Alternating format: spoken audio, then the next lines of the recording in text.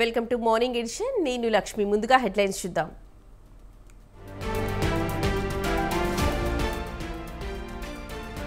విభజన అంశాలపై చర్చిద్దామన్న చంద్రబాబు, సానుకూలంగా స్పందించిన తెలంగాణ సీఎం. ఇవాళ లేఖ రాయనున్న రేవంత్.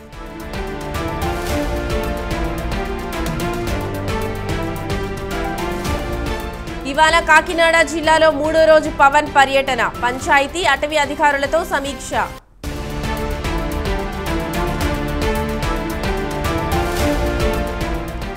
మూడో రోజు పోలవరానికి నిపుణుల బృందం. అధికారులతో భేటీ కానున్న ఎక్స్పర్ట్స్.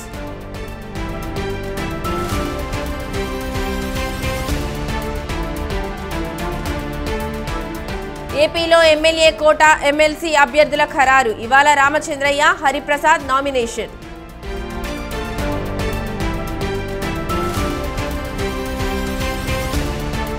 ఇవాళ ఎన్డీఏ ఎంపీలతో మోదీ భేటీ. దిశానిర్దేశం చేయనున్న ప్రధాని.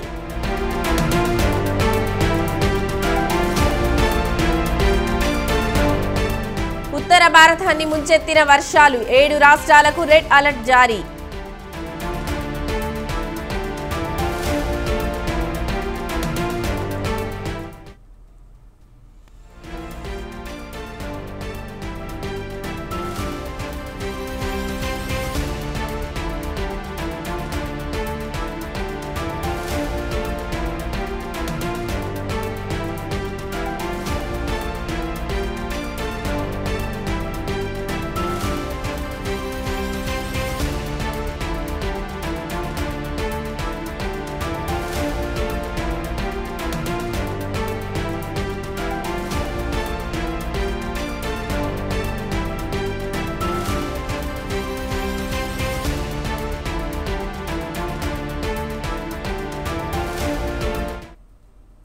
తెలంగాణ ముఖ్యమంత్రి రేవంత్ రెడ్డి రేపు మరోసారి ఢిల్లీకి వెళ్లే అవకాశం ఉంది.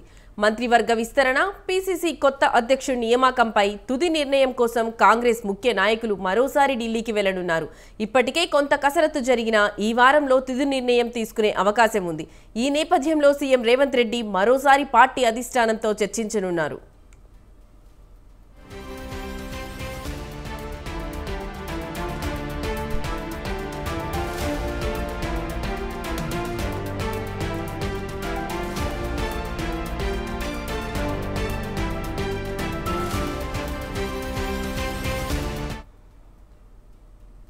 ఎక్కువసార్లు గెలిచిన ఎమ్మెల్యేలు ఎన్నికల ముందు చేరికల సమయంలో ఇచ్చిన హామీలు, సామాజిక న్యాయం తదితర అంశాల ప్రాతిపదికన విస్తరణ జరుగుతుందని తెలుస్తోంది. గత వారం ఏఐసీసీ ప్రధాన కార్యదర్శి కేసీ వేణుగోపాల్ ఇంట్లో జరిగిన సమావేశంలో సీఎంతో పాటు డిప్యూటీ సీఎం బట్టి విక్రమార్క, మంత్రి ఉత్తమ్ కుమార్ రెడ్డి, పార్టీ రాష్ట్ర వ్యవహారాల ఇన్ఛార్జ్ దీపదాస్ మున్షి పాల్గొన్నారు. ఈ సందర్భంగా మంత్రివర్గ విస్తరణ, కొత్త అధ్యక్షుడి ఎంపికపై చర్చించారు.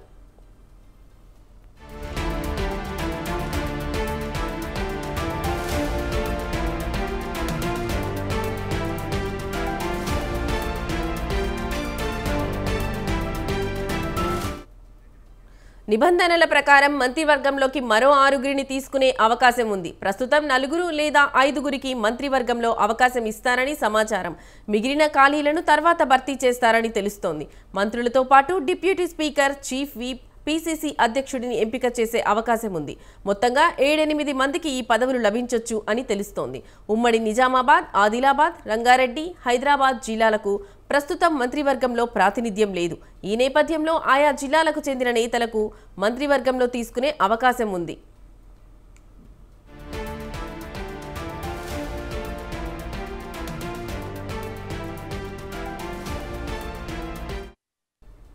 ఉమ్మడి రంగారెడ్డి జిల్లా నుంచి మల్రెడ్డి రంగారెడ్డి, పరిగి ఎమ్మెల్యే టి రామ్మోహన్ రెడ్డి మంత్రి పదవి కోసం ప్రయత్నిస్తున్నారు. హైదరాబాద్లో కాంగ్రెస్ టికెట్పై గెలిచిన వారెవరూ లేరు. బీఆర్ఎస్ నుంచి కాంగ్రెస్లో చేరిన దానం నాగేంద్రకు చోటు లభిస్తుందని ప్రచారం జరుగుతోంది. అయితే ఇతర పార్టీల నుంచి వచ్చిన వారికి మంత్రివర్గ విస్తరణలో అవకాశం ఉండదని సీఎం రేవంత్ రెడ్డి స్పష్టం చేశారు.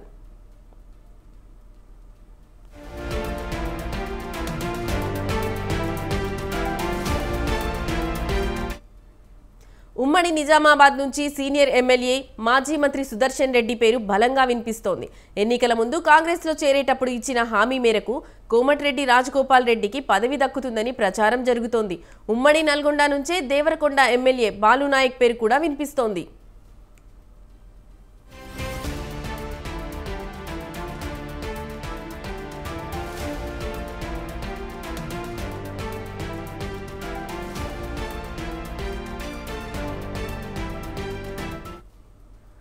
ఇక ఉమ్మడి ఆదిలాబాద్ నుంచి చెన్నూరు ఎమ్మెల్యే వివేక్, మంచిర్యాల ఎమ్మెల్యే ప్రేమ్ సాగర్ రావు గట్టిగా ప్రయత్నిస్తున్నారు. ఉమ్మడి వరంగల్ నుంచి నర్సంపేట ఎమ్మెల్యే దొంతి మాధవరెడ్డి కూడా గట్టిగానే ప్రయత్నిస్తున్నట్లు తెలిసింది. మంత్రివర్గ విస్తరణలో సామాజిక సమీకరణాలకు ప్రాధాన్యం ఇచ్చే అవకాశం ఉంది. పీసీసీ అధ్యక్ష పదవిని బీసీలకు ఇస్తే లంబాడాల నుంచి ఒకరికి డిప్యూటీ స్పీకర్ లేదంటే చీఫ్ వీప్ దక్కే అవకాశం ఉన్నట్లు తెలుస్తోంది.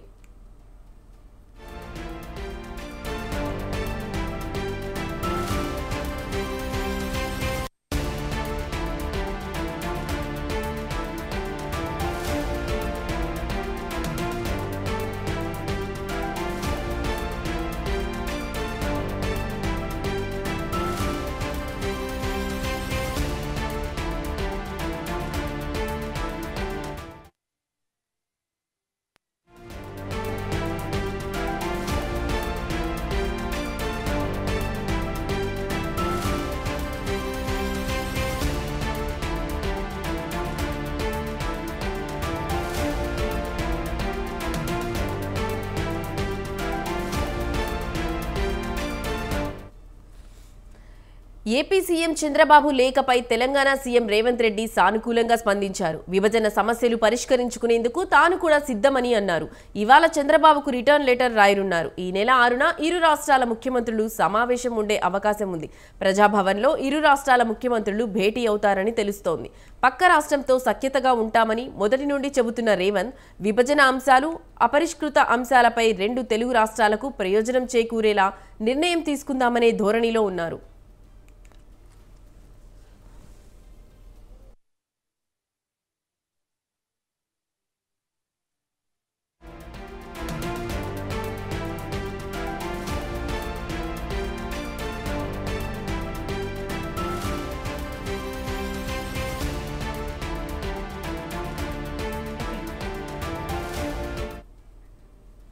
అంతకుముందు AP CM Chandrababu Telangana CM Revanth రెడ్డికి లేఖ రాశారు. తెలుగు రాష్ట్రాలకు ఇచ్చిన విభజన హామీలను లేఖలో ప్రస్తావించారు. చంద్రబాబు ఈ నెల 6న ముఖాముఖి కలిసి చర్చించుకుందామని చంద్రబాబు ప్రతిపాదించారు. ఉమ్మడి ఏపీ విభజన జరిగి 10 ఏళ్లు దాటినా కొన్ని అంశాలు పరిష్కారం కాలేదని చంద్రబాబు లేఖలో గుర్తు చేశారు. విభజన హామీల పరిష్కారానికి కలిసి చర్చించుకుందామని చంద్రబాబు కోరారు. పరస్పర సహకారం తెలుగు ప్రజల అభ్యున్నతికి తోడ్పడుతుందని చంద్రబాబు చెప్పారు. దీనికి సంబంధించిన మరింత సమాచారం మా ప్రతినిధి వేణు ఫోన్లో అందిస్తారు. వేణు, చెప్పండి. విభజన సమస్యలపై చర్చించేందుకు ఈ నెల 6వ తేదీన హైదరాబాద్ లో సమావేశం ఏర్పాటు చేయాలని చెప్పి తెలంగాణ ముఖ్యమంత్రి రేవంత్ రెడ్డికి ఆంధ్రప్రదేశ్ ముఖ్యమంత్రి చంద్రబాబు లేఖ రాయడం జరిగింది. ఇక ఈ లేఖపై సానుకూలంగా స్పందించినటువంటి తెలంగాణ ముఖ్యమంత్రి రేవంత్ రెడ్డి ఈ రోజు తిరిగి లేఖ కూడా రాయనున్నారు. ముఖ్యంగా ఏదైతే ఆంధ్రప్రదేశ్ విభజన జరిగి 10 ఏళ్ళు అవుతున్నా కానీ విభజన చట్టంలో అమల్లో భాగంగా ఉత్పన్నమైన సమస్యలపై పలు దఫాలుగా చర్చలు జరిగినా కానీ చాలా సమస్యలు కూడా పరిష్కారం కాకుండా చాలా అంశాలు కూడా అలాగే పెండింగ్ లో ఉన్నాయి. వీటికి సామరస్యపూర్వకంగా పరిష్కారం సాధించే దిశగా ఇందుకు కట్టుబడి ఉన్నామని చెప్తూ ఆంధ్రప్రదేశ్ ముఖ్యమంత్రి చంద్రబాబు నాయుడు లేఖ రాయడం జరిగింది. రెండు రాష్ట్రాల సంక్షేమం పురోగతికి దోహదపడేలా కూడా ఈ చర్చించేందుకు మేము రెడీగా ఉన్నాం. ముఖ్యమైన చిక్కులను పరిష్కరించుకోవాల్సిన అవసరం ఉంది అని చెప్పి చంద్రబాబు నాయుడు అభిప్రాయపడ్డారు. ఆంధ్రప్రదేశ్, తెలంగాణ రాష్ట్రాల ఉమ్మడి ప్రయోజనాలు దృష్టిలో పెట్టుకుని ముఖాముఖి చర్చల ద్వారా కీలక అంశాలను పరిష్కరించుకునేందుకు వీలుంటుంది. ఈ చర్చలు మంచి ఫలితాలను ఇస్తాయనే నమ్మకం ఉంది అని చెప్పి కూడా చంద్రబాబు నాయుడు లేఖలో పేర్కొన్నారు. ఇక ఆంధ్రప్రదేశ్, తెలంగాణ సుస్థిర ప్రగతి సాధించడానికి రెండు రాష్ట్రాల మధ్య పరస్పర సహకారం అవసరం. రెండు రాష్ట్రాల ముఖ్యమంత్రులుగా ఇది మన బాధ్యత. ప్రజల అభ్యున్నతికి దోహదపడేలా ఉమ్మడి లక్ష్యాలను సాధించేందుకు ఇది కీలకం అని చెప్పి కూడా చంద్రబాబు నాయుడు లేఖ రాయడం జరిగింది. ఇక ఇప్పటికే తెలంగాణ ముఖ్యమంత్రి పక్కన ఉన్న రాష్ట్రాలతో కూడా సఖ్యతగా వ్యవహరిస్తాం, ఖచ్చితంగా రాష్ట్ర అభివృద్ధి కోసం కలిసి పనిచేస్తామని చెప్పి కూడా చెప్పడం జరిగింది. ఇక అందులో భాగంగా ఈ రోజు ముఖ్యమంత్రి రేవంత్ రెడ్డి చంద్రబాబు నాయుడుకి లేఖ రాసే అవకాశం ఉంది. దీనిపై కూడా ఇప్పటికే ఏదైతే లేఖ అందగానే కూడా ముఖ్యమంత్రి రేవంత్ రెడ్డి సానుకూలంగా స్పందించడం జరిగింది. రాష్ట్ర అభివృద్ధికి దోహదపడేలా కూడా పలు విభజన అంశాలు కూడా తేలాల్సిన అవసరం ఉంది. అందుకు సంబంధించి ఇరు రాష్ట్రాల ముఖ్యమంత్రులు ఈ నెల 6వ తేదీన ప్రజాభవన్ వేదికగా భేటీ అయ్యే అవకాశం ఉంది. Right Venu, thank you.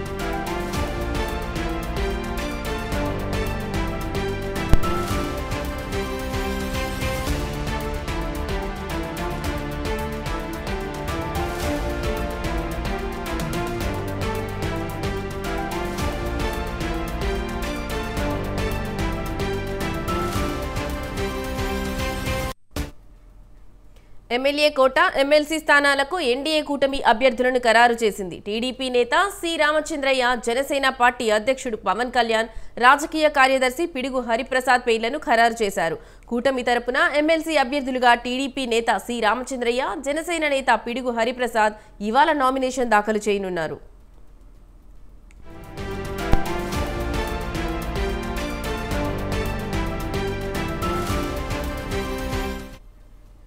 సార్వత్రిక ఎన్నికలకు ముందు ఎమ్మెల్సీలుగా ఉన్న సి రామచంద్రయ్య, షేక్ మహమ్మద్ ఇక్బాల్ వైసీపీకి రాజీనామా చేసి టీడీపీలో చేరారు. వారిలో ఇక్బాల్ ఎమ్మెల్సీ పదవికి రాజీనామా చేయగా రామచంద్రయ్యపై అనర్హత వేటు పడింది. దాంతో ఖాళీ అయిన 2 ఎమ్మెల్సీ స్థానాలకు ఈ నెల 12న ఉప ఎన్నిక జరగనుంది. వారిలో టీడీపీ సీనియర్ నేత సి రామచంద్రయ్యకు ఎన్డీఏ కూటమి మరోసారి ఎమ్మెల్సీగా అవకాశం కల్పించింది. మరో స్థానాన్ని జనసేనకు కేటాయించారు. జనసేన అధినేత ఉప ముఖ్యమంత్రి పవన్ కళ్యాణ్కు రాజకీయ కార్యదర్శిగా ఉన్న పి హరిప్రసాద్ అభ్యర్థిత్వాన్ని ఖరారు చేశారు. వారిద్దరూ ఇవాళ నామినేషన్ వేయనున్నారు. శాసనసభలో ఎన్డీఏ కూటమికి ఉన్న సంఖ్యాబలం దృష్ట్యా ఎమ్మెల్సీలుగా వారిద్దరి ఎన్నిక లాంఛనం కానుంది. దీనికి సంబంధించిన మరింత సమాచారం మా ప్రతినిధి రమేష్ ఫోన్లో అందిస్తారు. రమేష్, చెప్పండి. లక్ష్మి, ఏపీలో 2 ఎమ్మెల్సీ స్థానాలకు ఉప ఎన్నికల నోటిఫికేషన్ వెలువడింది. ఎన్నికలకు ముందు సి రామచంద్రయ్య వైఎస్ఆర్ కాంగ్రెస్ పార్టీ ఎమ్మెల్సీగా ఉన్న సి రామచంద్రయ్య తెలుగుదేశం పార్టీలో చేరారు. దీంతో ఆయన పైన అనర్హత వేటు పడింది. మరో ఎమ్మెల్సీ ఇక్బాల్ కూడా వైఎస్ఆర్ కాంగ్రెస్ పార్టీని వేయడంతో పాటు ఎమ్మెల్సీ పదవి కూడా రాజీనామా చేసి తెలుగుదేశం పార్టీలో చేరారు. దీంతో ఈ స్థానానికి కూడా ఉప ఎన్నిక అనివార్యమైంది. ఈ నేపథ్యంలో ఈ 2 స్థానాలకు సంబంధించిన ఎన్నికల నోటిఫికేషన్ ను కేంద్ర ఎన్నికల సంఘం ఇటీవలే విడుదల చేసింది. ఈ నేపథ్యంలో ఇటు 2 ఎమ్మెల్సీ స్థానాలకు గాను ఒకటి తెలుగుదేశం, రెండోది జనసేన పార్టీకి ఇవ్వాలని 2 పార్టీలు కూడా నిర్ణయం తీసుకోవడం జరిగింది. అందులో భాగంగా తెలుగుదేశం పార్టీ నుంచి సీనియర్ నేతగా ఉన్న సి రామచంద్రయ్యకు మరోసారి ఎమ్మెల్సీగా చంద్రబాబు అవకాశం కల్పించారు. గతంలో సి రామచంద్రయ్య ఎమ్మెల్సీ పదవిని త్యాగం చేసి తెలుగుదేశం పార్టీలో చేరినటువంటి నేపథ్యంలో తిరిగి ఆయనకు ఎమ్మెల్సీ ఇవ్వాలని సీఎం చంద్రబాబు నిర్ణయించారు. మరోవైపు జనసేన నుంచి జనసేన అధినేత పవన్ కళ్యాణ్ రాజకీయ కార్యదర్శి హరిప్రసాద్ కు ఎమ్మెల్సీగా స్థానాన్ని పవన్ కళ్యాణ్ కేటాయించారు.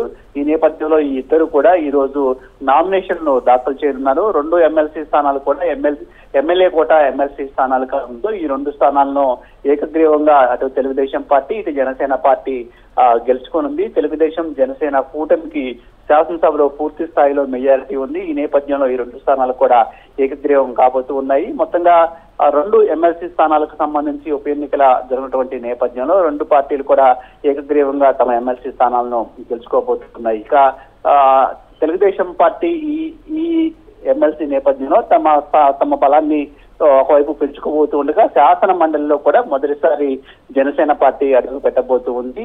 ఈ ఎన్నికల్లో జనసేన 21 అసెంబ్లీ స్థానాలను గెలుచుకుంది. జనసేన అధినేత పవన్ కళ్యాణ్ కూడా మొదటిసారి శాసనసభలో అడుగు పెట్టారు. మరోవైపు శాసన మండలిలో ఇంతవరకు జనసేనకు ప్రాతినిధ్యం.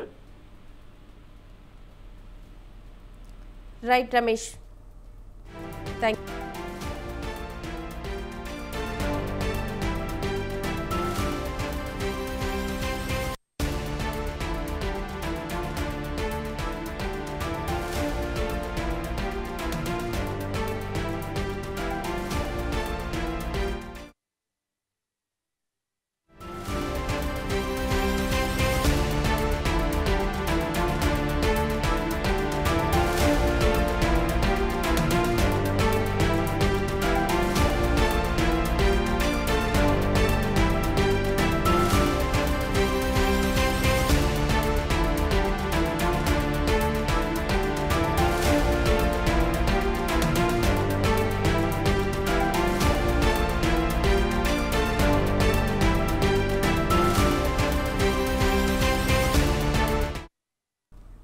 AP deputy CM Pawan Kalyan Kakinada పర్యటన బిజీగా కొనసాగుతోంది. ఇవాళ రెండో రోజు కాకినాడ జిల్లాలో పర్యటించనున్నారు.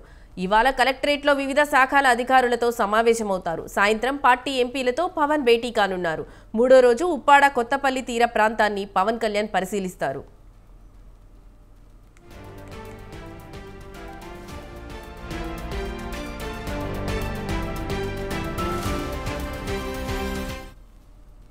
ఉప ముఖ్యమంత్రిగా బాధ్యతలు చేపట్టాక తొలిసారి సొంత నియోజకవర్గానికి పవన్ కళ్యాణ్ వెళ్లారు. తొలి రోజు పెన్షన్ల పంపిణీ కార్యక్రమంలో పాల్గొన్నారు. పిఠాపురంలో జనసేన కార్యకర్తలతో సమావేశమయ్యారు. ఈ సందర్భంగా ఆయన కీలక వ్యాఖ్యలు చేశారు. మీడియా ప్రతినిధి అడిగిన ప్రశ్నకు మాజీ ముఖ్యమంత్రి జగన్ను ఉద్దేశించి హాట్ కామెంట్స్ చేశారు పవన్. తాను కేవలం ఎమ్మెల్యేని కాదని మొత్తం ఎన్డీఏకి అండగా నిలబడ్డ వ్యక్తినని చెప్పారు.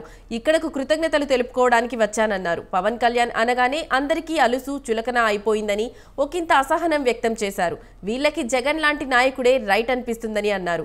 జగన్ ఇంటర్వ్యూలు ఇవ్వడు, మాట్లాడితే కొడతాడు, బెదిరిస్తాడు, వాళ్ళ దగ్గర భయంగా ఉంటారు, చేతులు కట్టుకుని కూర్చుంటారని పవన్ అన్నారు. దీనికి సంబంధించిన మరింత సమాచారం మా ప్రతినిధి నవీన్ రాజ్ ఫోన్లో అందిస్తారు. నవీన్ రాజ్, చెప్పండి.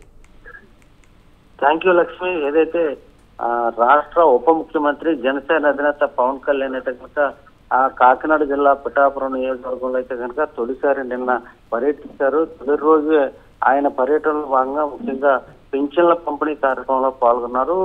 ఈ సందర్భంగా ప్రజలను ఉద్దేశించి మాట్లాడారు. అలాగే మధ్యాహ్నం కూడా వీర మహిళలు, కార్యకర్తలు, జనసేన సంబంధించిన శ్రేణులతో కూడా ఆయన అయితే మాట్లాడారు. ఈ సందర్భంగా ఆయన అయితే చాలా కీలక వ్యాఖ్యలు అయితే చేశారు. ఆయన పర్యటనలో ప్రధానంగా చూస్తే ఒక కృతజ్ఞత పర్యటనగా, అంటే తొలిసారి ఆయన డిప్యూటీ సీఎం గా అయిన తర్వాత బాధ్యతలు తీసుకుని ఆయన పిఠాపురం నియోజకవర్గానికి వచ్చిన నేపథ్యంలో ఆయన అయితే కనుక ప్రజలను ఉద్దేశించి కానీ, అటు కార్యకర్తలను ఉద్దేశించి కానీ, అలాగే గత ప్రభుత్వం మీద కూడా కొన్ని విమర్శలు కూడా చేస్తూ అట్లా మేము ఏం చేయదలుచుకుంటున్నాం అనేది ఆయన అయితే స్పష్టంగా చెప్పారు. ముఖ్యంగా చూస్తే పిఠాపురం నియోజకవర్గాన్ని అంతర్జాతీయ స్థాయిలో కూడా దాన్ని ఒక రోల్ మోడల్ నియోజకవర్గంగా తీర్చిదిద్దుతాను, అప్పుడే నేను ఒక ఎమ్మెల్యేగా ప్రకటించుకుంటాను, ఒక అభివృద్ధి చేసి చూపిస్తానని చెప్పి చెప్పడం కూడా జరిగింది. అదేవిధంగా అటు గత ప్రభుత్వం మీద కూడా ఆయన ఘాటు విమర్శలు అయితే చేశారు. ఒక 600 కోట్లు ఒక రుషికొండకి కేటాయించి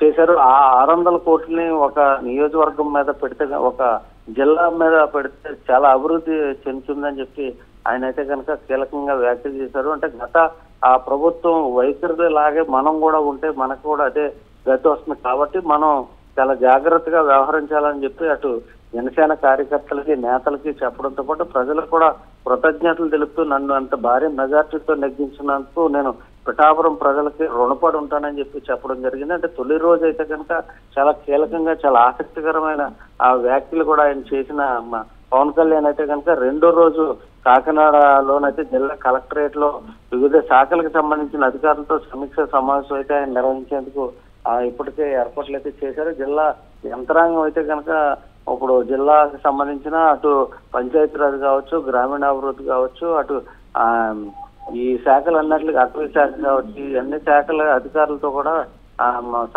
సమీక్ష సమావేశాలు నిర్వహించి అక్కడ శాఖలో ఉన్న లోపాలని, అలాగే ఏ విధంగా ముందుకెళ్లాలనేది దిశ నిర్దేశం అయితే చేసేందుకు పవన్ కళ్యాణ్ అయితే సిద్ధమయ్యారు. అదే విధంగా చూస్తే మధ్యాహ్నం నుంచి జనసేనకు సంబంధించిన అటు ఎమ్మెల్యేలతో కావచ్చు, ఎంపీలతో, వీళ్ళందరితో కూడా ప్రత్యేకంగా సమావేశం నిర్వహించి అసలు ఆ ప్రభుత్వంలో మనం ఏ విధంగా వ్యవహరించాలి, ప్రజల పట్ల ఏ విధమైన మనం హామీ ఇచ్చామో ఆ హామీలని నెరవేర్చేందుకు మనం ఎలా ముందుకెళ్లాలనే దాని మీద అయితే కనుక పవన్ కళ్యాణ్ దిశ నిర్దేశం చేసేందుకు ప్రయత్నం చేస్తున్నారు. అదేవిధంగా మూడో రోజు కూడా ప్రధానంగా ఆయన నియోజకవర్గం పిఠాపురం నియోజకవర్గంలో ఉప్పాడ కొత్తపల్లికి సంబంధించిన సముద్ర తీర ప్రాంతాన్ని పరిశీలించి, అలాగే సాయంత్రం కూడా ఆయన వారాహి విజయయాత్రలో పాల్గొన్న ప్రజలను ఉద్దేశించి మాట్లాడేందుకైతే పవన్ కళ్యాణ్ ఇప్పుడైతే కనుక షెడ్యూల్ అయితే ఖరారు. ప్రధానంగా చూస్తే ఆయన పర్యటనలో ప్రధానంగా ఆయనైతే ఆ ప్రజలకి ఒక సందేశం ఇస్తూ, మేము చెప్పే మాటలతో చేసే మనుషులం కాదు, పనులతో అయితే మేము చూపిస్తాం, తక్కువ మాట్లాడతాం, ఎక్కువ పనులు చేస్తాం అని చెప్పేసి ప్రజలకు కూడా చెప్పడం జరిగింది. అలాగే అక్కడ ఉన్న ప్రజలు కానీ అక్కడ ఇతరే పాత్రికేయులు కానీ అడిగిన ప్రశ్నలకు ఆయన ఘాటుగానే స్పందించి మేము ఏంటో చేసి చూపిస్తామని చెప్పి చెప్పడం జరిగింది. Right Naveen Raj, thank you.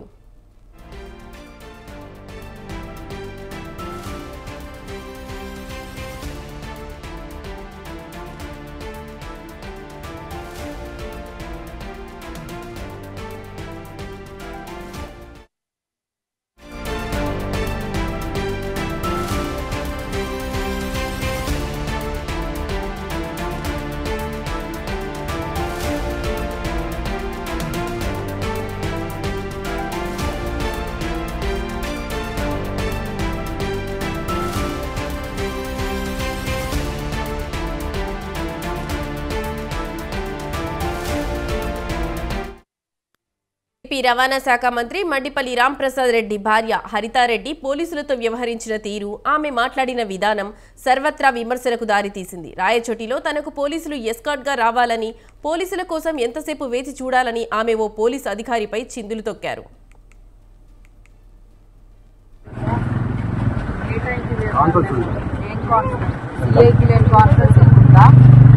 వచ్చాననుకున్నావా? డ్యూటీలో రావాలని చెప్పి యూనిఫామ్ కూడా లేదా మీకు? దేనికి సారీ? ఏంటి పొరపాటు? గవర్నమెంటే కదా ఇస్తుండే జీతము, వైసీపీ వాళ్ళు ఏమైనా ఇచ్చారా? మరి డ్యూటీ చేస్తున్నారా లేకపోతే ఏమన్నా? మీకోసం అర్ధగంట నుంచి వెయిట్ చేస్తాము. బాగుంది ప్రోగ్రామ్ అంతా. మీరు వస్తున్నారా ఎట్లా? కదా మీ వెహికల్ లో క్యాన్వాస్ స్టార్ట్ చేయండి.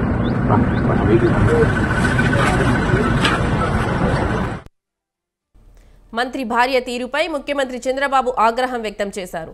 మంత్రి భార్య పోలీసులతో మాట్లాడిన తీరు సరికాదని సీఎం అన్నారు. పోలీసులు, అధికారులు, ఇతర ఉద్యోగుల పట్ల ప్రతి ఒక్కరూ గౌరవభావంతో మెలగాలని సూచించారు. ప్రభుత్వానికి అప్రతిష్ట తెచ్చేలా వ్యవహరిస్తే సహించేది లేదని చంద్రబాబు స్పష్టం చేశారు. చేస్తున్నారా లేకపోతే ఏమన్నా? మీకోసం అర్ధగంట నుంచి వెయిట్ చేస్తాము. బాగుంది ప్రోగ్రామ్ అంతా. మరోవైపు ఈ ఘటనపై మంత్రి రాంప్రసాద్ రెడ్డి స్పందించారు. తన భార్య హరితారెడ్డి పోలీసులతో వ్యవహరించిన తీరు పట్ల ఆయన విచారం వ్యక్తం చేశారు. ఇలాంటి ఘటనలు మరోసారి జరగకుండా చూసుకుంటానని హామీ ఇచ్చారు.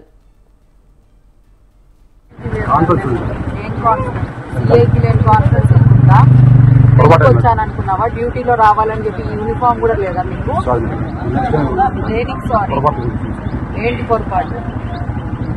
గవర్నమెంటే కదా ఇస్తుండే జీతము, వైసీపీ వాళ్ళు ఏమైనా ఇచ్చారు?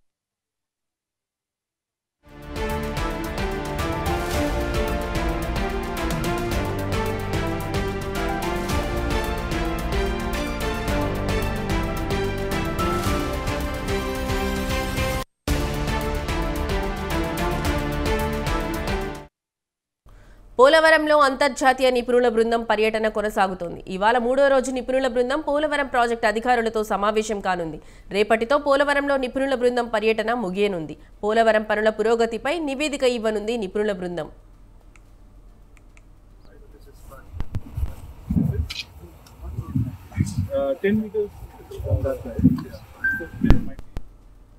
అంతర్జాతీయ నిపుణులు David B Paul, Richard Donnelly, గియాస్ ఫ్రాంకో డీస్కో, సీన్ హించ్బెర్గర్ తదితరులు ఇవాళ రేపు పోలవరంలోనే సమీక్షలు నిర్వహించనున్నారు. తొలి 2 రోజులు ప్రాజెక్టు పరిశీలించిన వారు చివరి 2 రోజులు అందుబాటులో ఉన్న సమాచారంపై అధ్యయనం చేసి అధికారులు, ఇతర నిపుణులతో చర్చిస్తారు. దీంతో ప్రస్తుతం ఉన్న నివేదికలకు తోడు ఇంకా ఏమేం సమాచారం కావాలో, ఇంకా ఏమైనా పరీక్షలు చేయించాలా అని అధికారులు వారిని అడిగి తెలుసుకుంటున్నారు. నిపుణుల్లో కొన్ని విషయాలపై భిన్నాభిప్రాయాలు వ్యక్తమవుతున్నాయి. వీరు ఇప్పటికిప్పుడు ఏ పరిష్కారాలు చూపే అవకాశం లేదని, నలుగురు అంతర్గతంగా చర్చించి నివేదిక సమర్పిస్తారని సమాచారం. Left side is this one, and towards that right side we have నిన్న 2వ రోజు ఎగువ కాపర్ డ్యాంను పరిశీలించిన అంతర్జాతీయ నిపుణులు అక్కడ ఇప్పటికే చేసిన పరీక్షల నివేదికలను సరిచూశారు. వెంటనే మరికొన్ని పరీక్షలు చేయించాలని, ఆ ఫలితాలను ఇవాళ చూస్తామని చెప్పారు. దీంతో స్థానిక ఇంజనీరింగ్ అధికారులు వెంటనే ఆ పరీక్షలు ప్రారంభించారు. వైబ్రో కాంపాక్షన్ పనులు, గ్యాప్ 1 ప్రధాన డ్యాం ప్రాంతాన్ని కూడా పరిశీలించారు. బంకమట్టి ఉన్న చోట నిర్మాణాలు కష్టమనే అభిప్రాయాన్ని కూడా వారు తోసిపుచ్చారు. అలా నిర్మించిన ప్రాంతాలు ప్రపంచవ్యాప్తంగా ఉన్నాయన్నారు. డయాఫ్రమ్ వాల్పై జాతీయ జల విద్యుత్ పరిశోధన సంస్థ పరీక్షించి ఇచ్చిన నివేదిక ప్రతులను నిపుణులు తీసుకున్నారు. డయాఫ్రేమ్ వాల్పై ఎలక్ట్రోడ్ల సాయంతో కాకుండా అక్కడక్కడ తవ్వి మెటీరియల్ తీసే పరీక్షించాలని సూచించారు.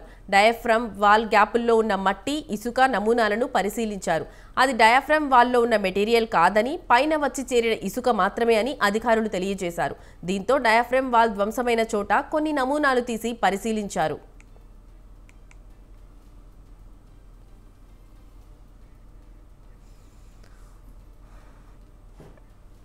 తెలంగాణ ప్రతిష్టాత్మకంగా చేపట్టి ధరణి మార్పులు చేర్పుల ప్రక్రియ తుది దశకు చేరుకుంది. ధరణి అధ్యయనం కోసం వేసిన కమిటీ నివేదికను సిద్ధం చేసింది.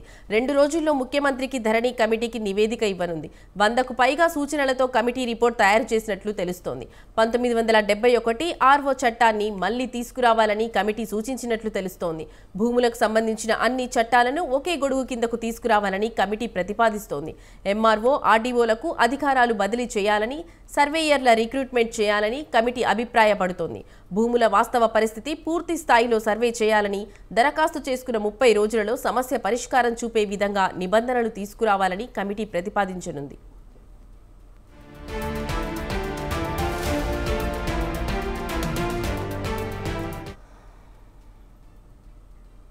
ఇరవై 23 ఏళ్ల క్రితం నాటి పరువు నష్టం దావాలో ఉద్యమకారిణి మేధా పాట్కర్కు ఢిల్లీ మెట్రోపాలిటన్ మెజిస్ట్రేట్ రాఘవ శర్మ 5 నెలలు జైలు శిక్ష విధించారు. అలాగే 10 లక్షల జరిమానా విధించారు. పైకోర్టుకు అప్పీలు చేసుకోవడానికి వీలుగా శిక్ష అమలును నెల రోజుల పాటు నిలిపి ఉంచారు. ప్రస్తుతం Delhi lieutenant governor VK Saxena గతంలో గుజరాత్లో కౌన్సిల్ ఫర్ సివిల్ లిబర్టీస్ అనే స్వచ్ఛంద సంస్థ డైరెక్టర్గా ఉండేవారు. అప్పుడు పాట్కర్ ఆయనను పిరికి పందగా హవాలా లావాదేవీల్లో భాగస్వామిగా అభివర్ణించారు. ఆ వ్యాఖ్యలు తనకు పరువు నష్టం కలిగించాయని సక్సేనా న్యాయస్థానాన్ని ఆశ్రయించారు. ఈ కేసులో చివరకు పాట్కర్కు కోర్టు శిక్ష విధించింది.